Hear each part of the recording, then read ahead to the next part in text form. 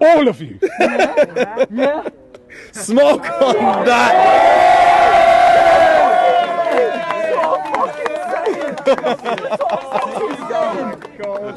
Look at that view. Enough. Mate. Hello and welcome to the Round 2 review.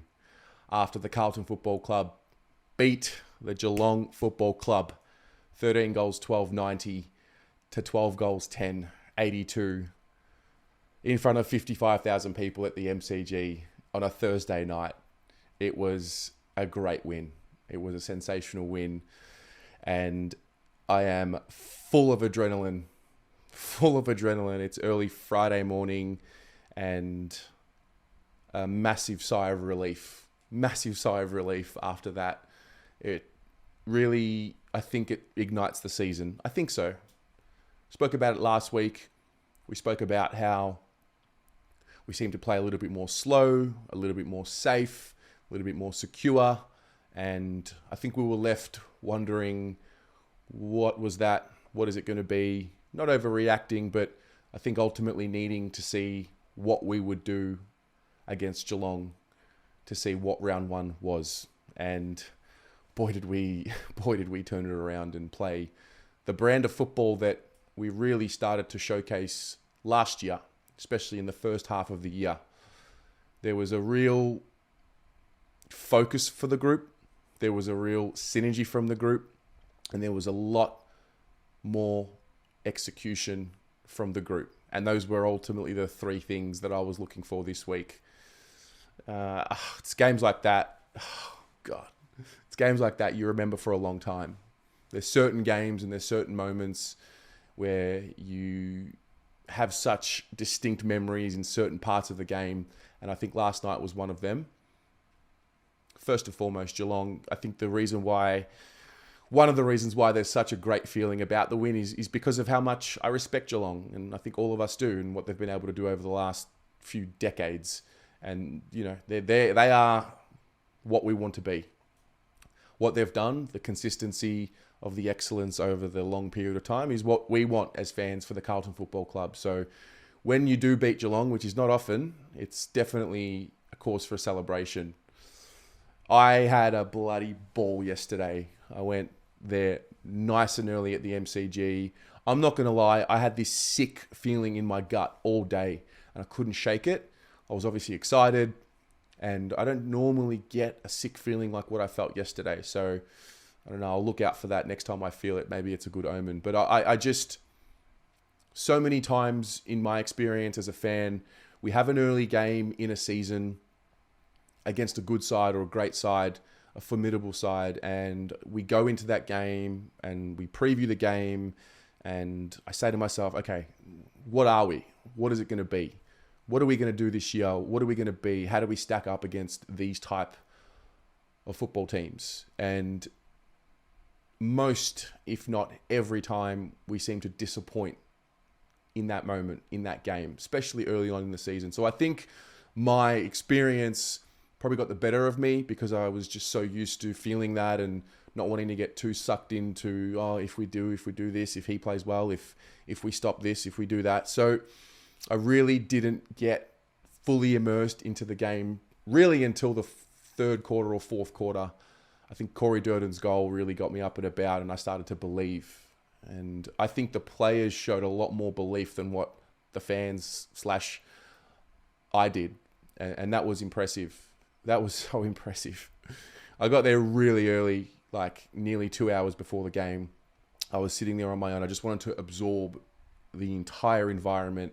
I couldn't sit still and I was doing my head in at home. So I got to the game nice and early. I saw Charlie came out first, followed by Harry. They were doing their warm-ups. Charlie kicked his first 3 or 4 set shots from the boundary, from the 50-metre arc. He looked really sharp and it really eventuated into his game.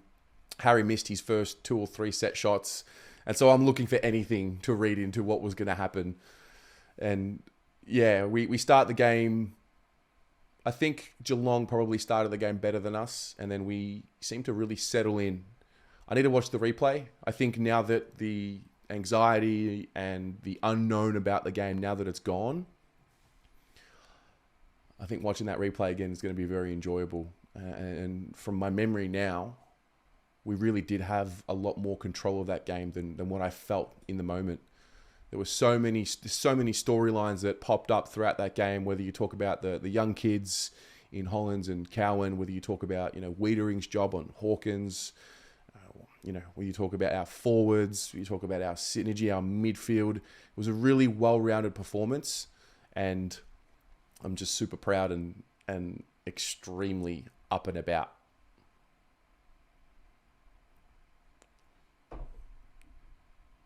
The tone was set, I thought, early in the first with Corey Durden's smother, which eventuated into a goal. We had a few skill errors early in the piece, and that was a discussion point throughout the week around the execution. I think Chera missed a kick and he missed a handball, and Geelong have been and probably will continue to be one of those sides that just punish you on the scoreboard when you turn the ball over in certain parts of the ground. And they do a really good job of it. We also did a good job of that last week. I believe we scored 40 points off turnover, and one of the cornerstones of our team is the forward pressure. So Durden coming into the team and having immediate impact was a real pleasing sign. I think halfway through the quarter we settled. I think there was a few drop marks early on, and then we finally seemed to settle, get some scoreboard pressure, get some reward for the effort that we were putting in, and we continue that on in the second quarter for the most part. However, I think early in the quarter we were 2-7, and my mind was going back to 2021. I think we started that game 1-14. And so my mind started thinking, oh, come on, don't let this be one of those games against Geelong where we're inaccurate early and it costs us later in the game. The Geelong composure inside their defensive 50 was something to really, really marvel at. They don't just resort to long kicking under pressure in the back line. They look for a handball. They're just composed under pressure, and they have a really good understanding of where each other are, and that really stood out to me. I think Ed's kick to Charlie, who kicked a goal, that got us going, and we kicked some goals against the flow of play. I really liked to see us using the width of the ground. We were looking for the corridor. We were taking that kick, that risky kick. But nonetheless, if you want to win games of football, you've got to be daring. You can't be safe all the time. I think we got a better balance between when to play it safe and when to attack and how to attack. The handball chains were there. A lot of running. A lot of players looking for runners to their left or to their right. A lot of blocking off the ball. I think Pito, I saw at least 3 or 4 times in that second quarter alone that I had written down, lay a few really crucial blocks and just create space. And that was the other thing as well. The ruckman, the two of them, that it really presented Geelong with a challenge because, Pito's a different type of ruckman to Tom de Koning. He's a lot more strong around the contest. He's a lot more of a force. Having said that, I thought Tom played a really good game. I think his tackling was really a feature of his game. He laid 6 tackles for the game, so that was pleasing. And then by the end of the second quarter, I felt like, okay, we've started to look good. And I went outside at halftime and we're talking amongst my friends, and I was still feeling like I wasn't fully there. I wasn't fully on board. I didn't want to get too excited because I just wanted to see them do the thing. I say that a lot, do the thing. We get to the third quarter. I think we missed a set shot. I think it was Corey Durden, a gettable set shot. And again, those thoughts start creeping in. Then Cripps with a beautiful inboard kick to Charlie Curnow, who got us going. There was another really important moment. It was TDK forward kick. Always roved at the drop of the ball. Kicked it to Charlie for a goal. Then we started getting some momentum. Then there was the Corey Durden goal, and that got me thinking, okay, like we're officially all over them here, and we really broke out. I think it was a 3 or 4 goal lead. It was 23 points at 3/4 time, and then there was the piece around, okay, we're up by 23 at 3/4 time. We've been here before. The pressure's going to come. It's the fourth quarter. Are we going to see a train wreck? unravel before our eyes, or are they going to get the job done? And it didn't look good at the start of the fourth quarter. Geelong kicked the first goal. I think it was Jeremy Cameron. I think they kicked the first 2 goals. I think McGovern had a kick from the goal square straight to Jeremy Cameron. And again, it just started to feel like it was happening again. But to their credit, they held firm. They did the thing. And there was a real determination about them last night. A real resolve, a steely resolve. There was almost over-communicating happening on the field. They were really well set up. We got to 3 minutes to go. I still wasn't very confident. I didn't feel that excitement. I was obviously excited and I was proud of what we had seen, but I've seen it so many times. We get to that very last stage and we just fall over and unable to execute. And I just noticed a real determination to make sure it didn't happen again. We took minutes off the clock really well. Even before that 3-minute mark where there was 3 minutes to go, I thought we did that very well. And then the management, the game management at the end is fantastic to see. It's a fantastic effort. And here we are, proud of the boys, proud of the club. And yeah, I don't know what it means yet. I don't know if it's the game where we say, all right, they've done it. I mean, they did do it. And I guess now that's the benchmark of what's possible with the group for the rest of the season.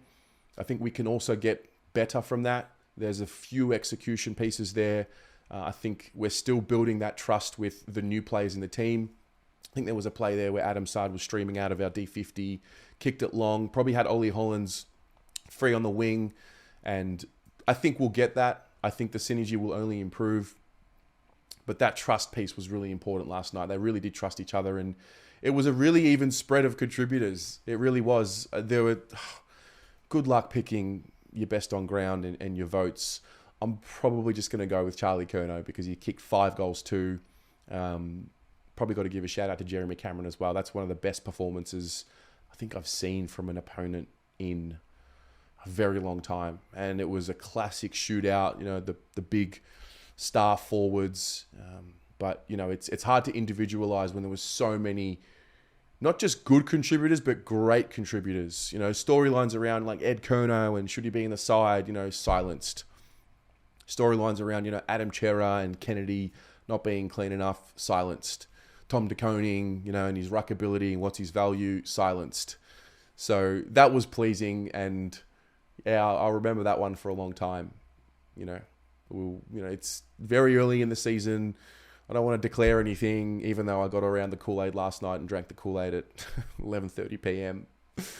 But you've got to enjoy those moments when they come. You know, we haven't had too many of them. We've had a really strong season last year and enjoying good wins. So, yeah, I think this just ignites everything and we start from here.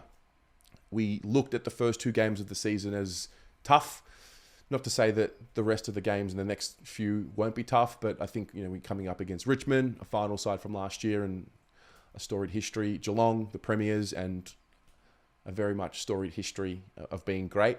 And we passed the tests. You know, we're 1.5 from 2.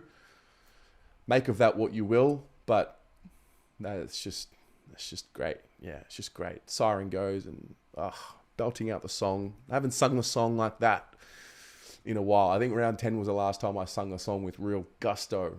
And so, yeah, I'm a happy supporter right now. Don't want to get too excited, but I will enjoy this. And we've got, you know, 14 more of these to come that we need to solidify. It's a good win. It's a great win against a really great opponent. But, you know, there'll be next Saturday, away against the Giants. So we've got to be ready for that. And yeah, we've just got to find our level of consistency. I really believe that we can perform like that more consistently. I think they show that they can do that. We manage the game better. We've got players to come through. And there's just all of a sudden the narrative around the selection headaches turns in our favour because you've got Marchbank there. You've got George Hewitt. You've got Sam Walsh. Jack Martin, when he's fully fit, is going to be a factor in that team. And that's it. The Baggers get it done. What about you? Would love to read through your experience of that game last night.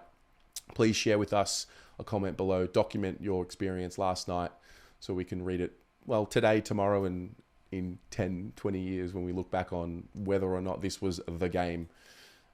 Obviously, Geelong pretty battered and bruised given the outs that they had with Stewart and Kolajasny and Menegola and Duncan. But having said that, Walsh, Stewart, Williams, we've got outs too. So you can only play who's in front of you. I felt like before the game, if we're going to beat Geelong, it has to be now. And if we don't do it... Anyway, that talk's done because we did it. And it doesn't matter what if. What matters is what happened. And what happened was a great win. So share with me your thoughts. Chat to you in the comments. Go the Blues.